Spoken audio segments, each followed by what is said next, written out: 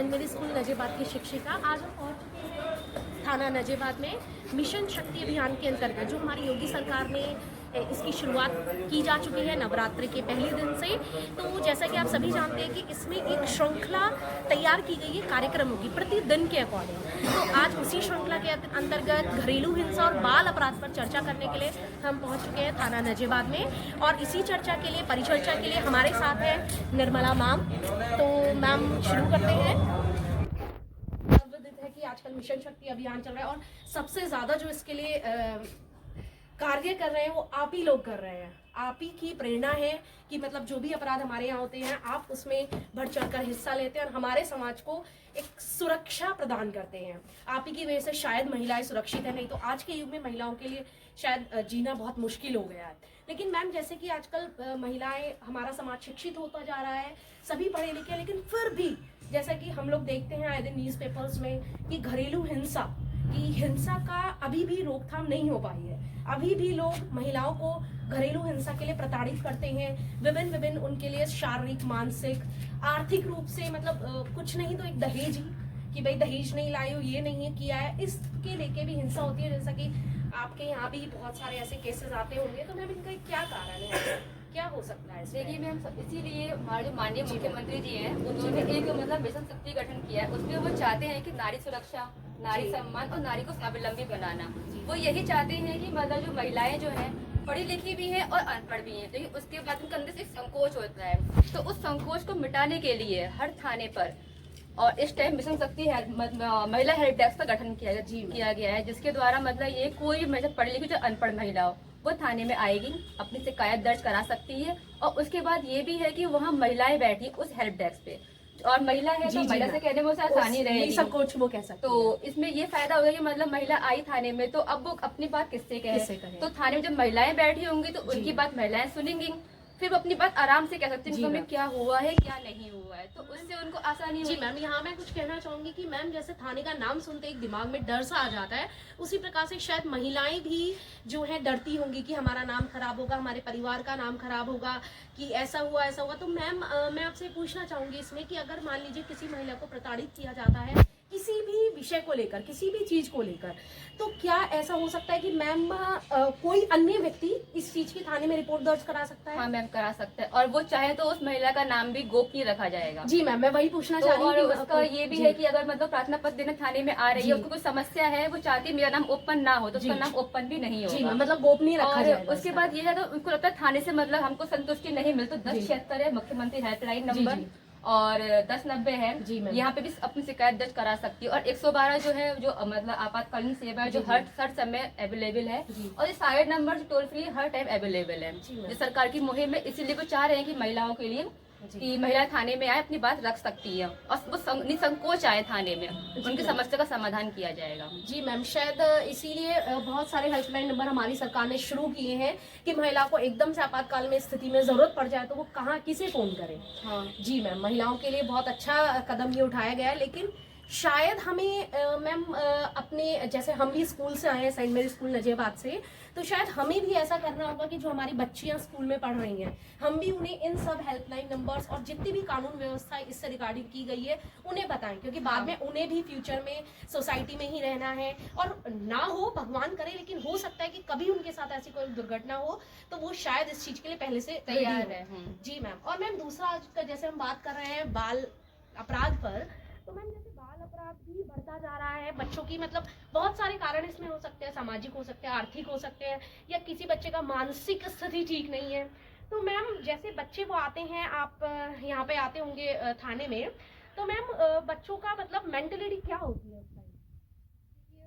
अब बच्चे थाने बच्चे तो मतलब तो हमारा उनका मतलब फिर हम पुलिस में है तो लोग सोचते हैं पुलिस जो हमेशा अक्रूर स्वभाव में रहती है, तो पर ऐसा नहीं है। जब बच्चे आते हैं, जब महिला थाने में आ रही है, तो हमारा सबसे पहला कर्तव्य यही है कि उनको पहले तो सांत्वना दें, मतलब साइकोलॉजिकली ट्रीट किया जाता है। पहले तुम सोचते मतलब कि वो लोग ऐसा थाने में आए तो मतलब उनको एक सुरक्षा का भाव महसूस हो। तो अभी 1098 नंबर चाइल्ड हेल्पलाइन नंबर, तो हमारे थाने में बच्चे जो भी आते हैं फिर उनको इसके द्वारा इन्फॉर्म करके वहाँ भेजा जाता है। वहाँ से समिति जो आती है जो इन्हें लेकर जाती है, हाँ जो इन्हें लेकर जाती है, और जो फिर इनकी गुमशुदगी वगैरह है तो उनकी दर्ज हो जाती है।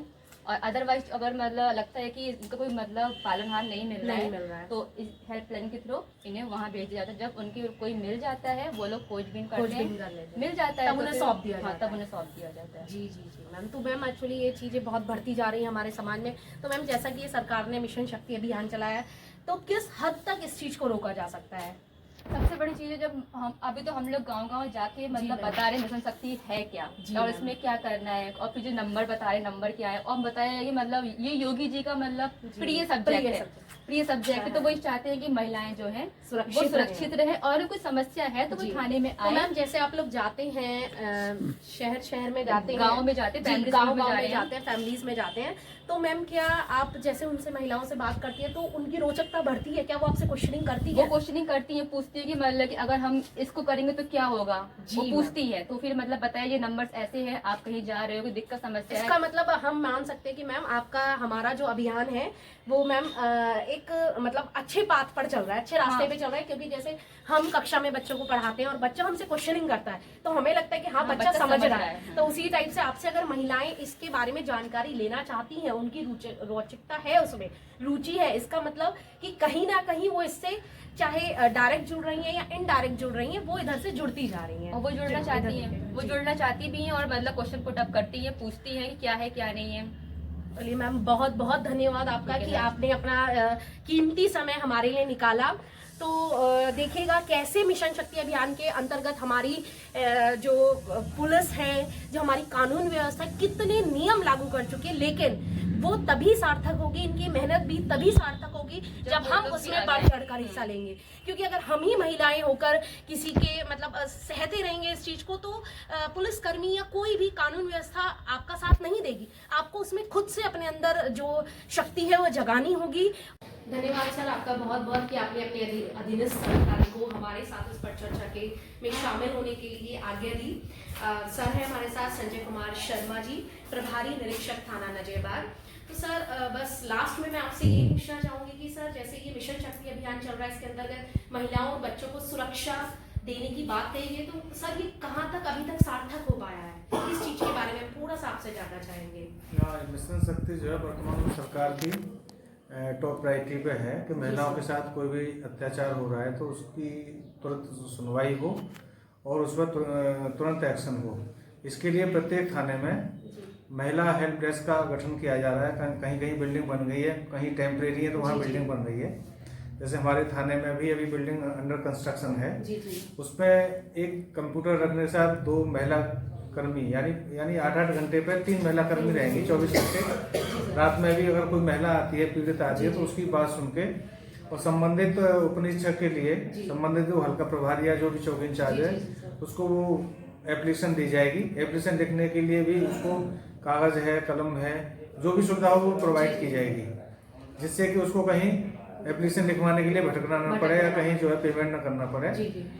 फ्री ऑफ कॉस्ट उसको ये सुविधा प्रोवाइड कराने के उपरांत उसकी समस्या का निराकरण कराया जाएगा और उसको उसकी एक स्लिप दी जाएगी जिस पर उस महिला का नंबर दिया जाएगा, प्लस जो उसमें जांच करेगा उनके लिए उनका नंबर होगा, जिसमें उसको जो है रेस्पॉन्सिबिलिटी फिक्स की जा सके, उसका उत्तरदायित्व कि भाई ये समस्या निराकरण क्यों नहीं हुई। तो सर ये जो व्यवस्था आपने अभी बताई है सर पहले से थी या अभी इस अभियान के अंतर्गत नहीं की गई है? नहीं, पहले से तो समस्या हमेशा सुनी जाती नहीं है, लेकिन अब एक बिल्कुल उसको सेपरेट कर दिया गया कि महिलाओं की शिकायत महिला बेहतर सुनेगी और कोई संकोच वाली बात होगी जैसे तो उससे संकोच नहीं करेगी।